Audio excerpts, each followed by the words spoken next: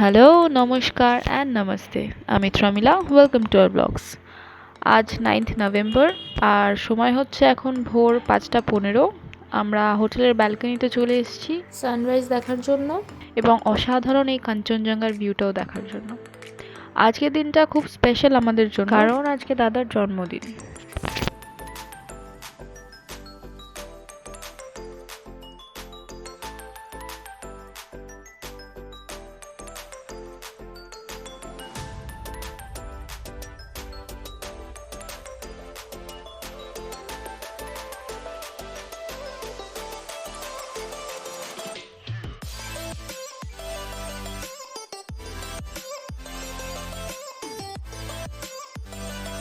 যত দিন উঠছে, যত সময় যাচ্ছে, এই কাঞ্চনজঙ্ঘা রেঞ্জটা একটু একটু করে আরো বেশি ভিজিবল হয়ে উঠছে।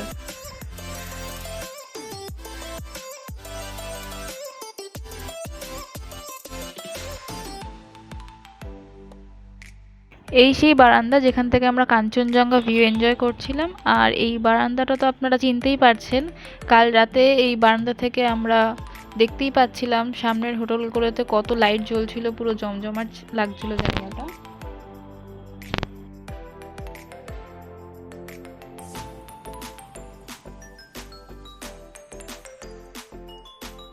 আমরা এখন সবাই রেডি হয়ে গেছি। এখন আমরা বেরিয়ে পড়ব আমাদের প্রথম ডেস্টিনেশন নামচি চারধামের উদ্দেশ্যে।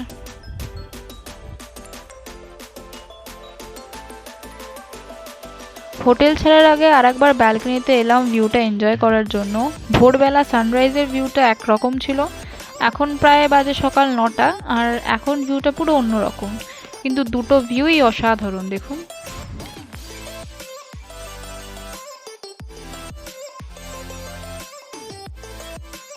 প্রথমেই হোটেল থেকে কিছু দূর যাওয়ার পর আমরা আমাদের ব্রেকফাস্টটা সেরে নিলাম। তারপর আমরা আবার রওনা দিলাম নামচির উদ্দেশ্যে। আর এদিকে দেখুন কি সুন্দর এরা সব আচার বানানোর জন্য শুকাতে দিয়েছে। দেখে তো মনে হচ্ছে এগুলো কুল, বনকুল। আমরা ব্রেকফাস্টে নিয়েছিলাম ব্রেড অমলেট, আর এখানে দেখুন কি সুন্দর সব কাঁসার থালা করে দিচ্ছে। অনেক জায়গায় দেখলাম, আরও 2-3টে রেস্টুরেন্টে গেছিলাম, ওখানেও দেখলাম ব্রেকফাস্টে সবাইকে কাঁসার থালাতে দিচ্ছে।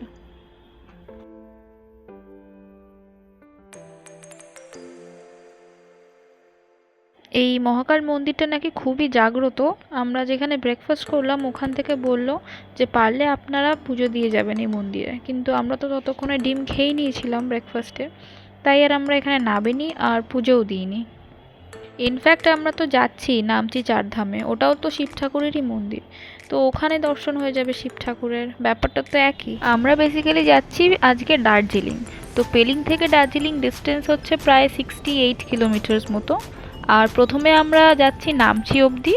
পেলিং টু নামচির ডিস্টেন্স হচ্ছে 47.6 কিলোমিটার্স, ওই প্রায় ধরুন আমাদের 3 ঘন্টা মতো লাগবে। তারপর নামচি থেকে দার্জিলিং, ওটাও ধরুন প্রায় 44.7 কিলোমিটার্স মতো। আমরা পৌঁছে গেলাম নামচি চারধামে। আমরা গাড়ি পার্ক করে আস্তে আস্তে মেন গেটের দিকে চলে গেলাম। টিকিট কাটতে হবে, আর আমাদের টিকিট নিয়েছিল 50 টাকা করে, আর কার পার্কিংয়ের জন্য 30 টাকা। আর এখানকার টাইমিং হচ্ছে সকাল 9টা থেকে বিকেল 7টা অবধি। আর ওই যে আপনারা দূরে শিব ঠাকুরের স্ট্যাচুটা দেখতে পাচ্ছেন, আমরা ওখানেই যাচ্ছি।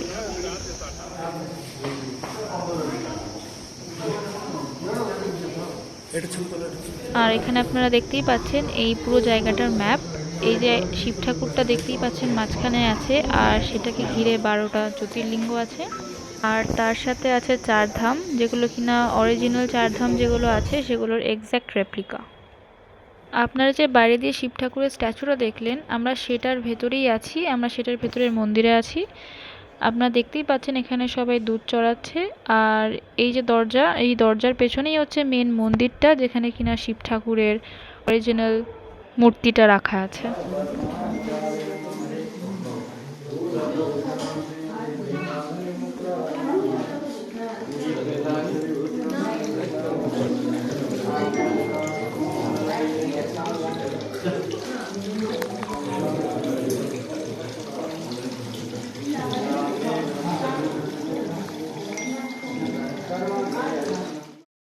এই যে আমরা এই মন্দিরটার মধ্যেই ছিলাম, আর ওই যে গেট দেখা যাচ্ছে, আমরা ওই গেট দিয়েই ঢুকেছিলাম। আর দেখুন এই মন্দিরের গায়ে কারুকার্যগুলো কি নিখুঁতভাবে করা।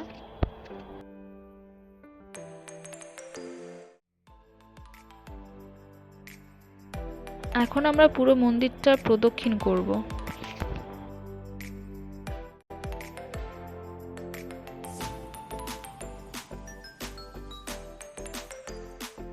আর এই যে মন্দিরগুলো দেখছেন, এগুলোই হচ্ছে 12টা জ্যোতির্লিঙ্গের মধ্যে এক একটা মন্দির, যেগুলো কিনা আপনাদের ঢোকার সময় দেখালাম ম্যাপে।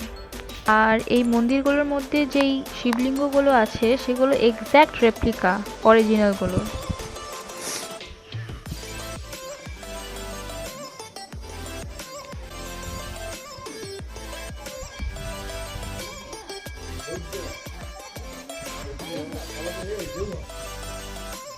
আপনারা দেখতেই পাচ্ছেন এখানে পরপর লাইন দিয়ে সব জ্যোতির্লিঙ্গগুলো আছে। এই জ্যোতির্লিঙ্গগুলো দেখা কমপ্লিট করে এবার আমরা এগিয়ে গেলাম চারধামের দিকে। মন্দিরে ঢোকার সময় আমরা এই রাস্তা দিয়েই ঢুকেছিলাম।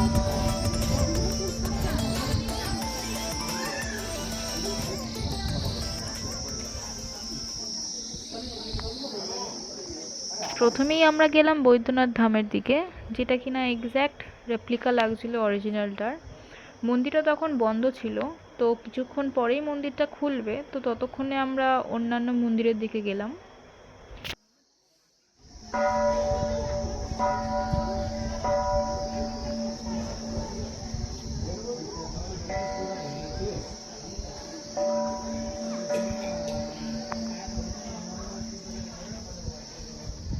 এবার আমরা গেলাম জগন্নাথ ধামে। আর এই হচ্ছে জগন্নাথ দেবের মূর্তি। এগুলো সবই রেপ্লিকা, তাই জন্য ফটো তুলতে দিচ্ছে, কোনো অসুবিধা নেই। আর এটা হচ্ছে বাইরে দিয়ে ভিউ মন্দিরটার। তারপর আমরা গেলাম রামেশ্বরমে।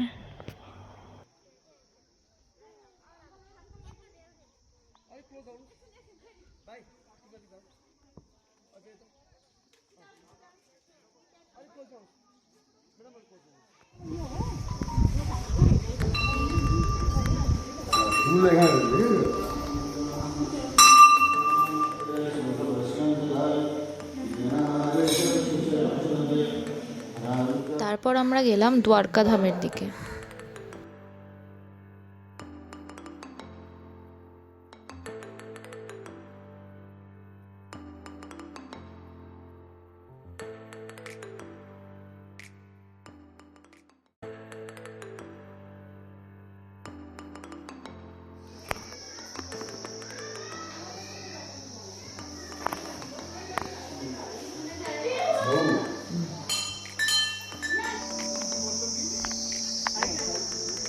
এবার আমরা গেলাম সাই টেম্পলের দিকে।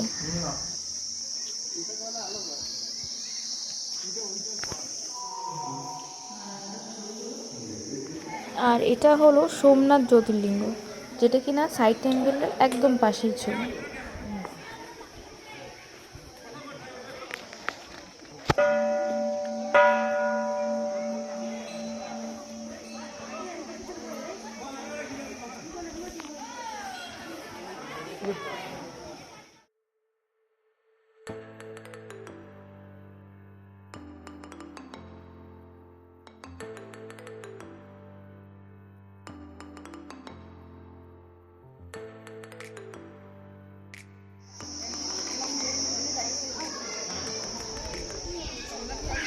এবার আমরা গেলাম বদ্রীনাথ ধামের দিকে, যেটা কিনা আমরা শুরুতেই গেছিলাম, কিন্তু তখনও পর্যন্ত মন্দিরটা খোলেনি।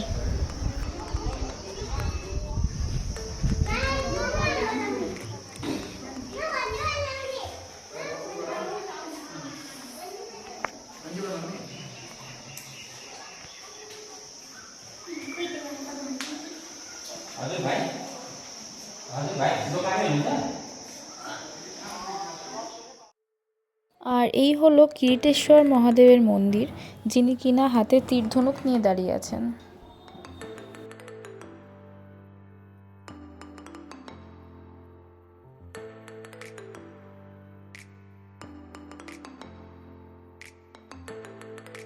চারিদিকটা কি অপূর্ব লাগছে দেখুন, যেদিকেই তাকাই না কেন এক গাছ ভর্তি থোকা থোকা গোলাপি ফুল। এগুলোকেই চেরি ব্লসম ট্রিজ বলে। আমি তো জানতাম যে এই চেরি ব্লসম ট্রিজ শুধুমাত্র জাপানেই দেখতে পাওয়া যায়। আমি অনেক ব্লগেও দেখেছি যে ওদের ওখানে এই চেরি ব্লসম ফেস্টিভ্যালও হয়, তো আমার দেখা এটা প্রথম চেরি ব্লসম ট্রি। এই চেরি ব্লসম ট্রি কিন্তু জাপানে সাকুরা নামে পরিচিত। আমি একটু নেট ঘাটাঘাটি করে জানতে পারলাম যে জাপানের মতো সিকিমেও এই চেরি ব্লসম ফেস্টিভ্যাল পালন করা হয়। জাপানে এইটা স্প্রিং সিজনে পালন করা হয়, ওই ধরুন মার্চ এপ্রিল মাস নাগাদ। আর এখানে এটা টেমি গার্ডেন, যেটা কিনা বাংলা থেকে প্রায় 18 কিলোমিটার। আগের ব্লগে আমরা বুদ্ধা পার্কে ছিলাম, তো সেটা ছিল বাংলাতে। আর এখন আমরা আছি নামচিতে, তো এখান থেকেও প্রায় 18 কিলোমিটার ডিস্টেন্স টেমিটি গার্ডেন। এখানে এই সময়টা মানে ওই অক্টোবরের লাস্ট নভেম্বরের মিডল অবধি 3 দিনের জন্য এই চেরি টি ফেস্টিভ্যাল পালন করা হয় টেমি টি গার্ডেনে। নেটে তো দেখাচ্ছিল এটা 15 থেকে 17 নভেম্বর অবধি হয়। আমরা আগে থেকে জানলে তো নিশ্চয়ই অ্যাটেন্ড করার কথা ভাবতাম। এখানে লোকাল লোকরা তো আসেই, প্লাস দূর দূরান্ত থেকে ট্যুরিস্টরাও আসে এই ভিউ এনজয় করতে। দেখুন, কথা বলতে বলতে আমরা দার্জিলিংয়ে পৌঁছেও গেলাম এবং হোটেলে চেক ইনও করে ফেললাম। তো আজকের ব্লগটা এতটাই, দেখা হচ্ছে পরের পার্টে এই ব্লগেরই কন্টিনিউয়েশনে। So good night for today. আর কমেন্টে ডেফিনেটলি জানাবেন এই ব্লগটা কেমন লাগলো, আর যদি ভালো লেগে থাকে একটা লাইক করবেন।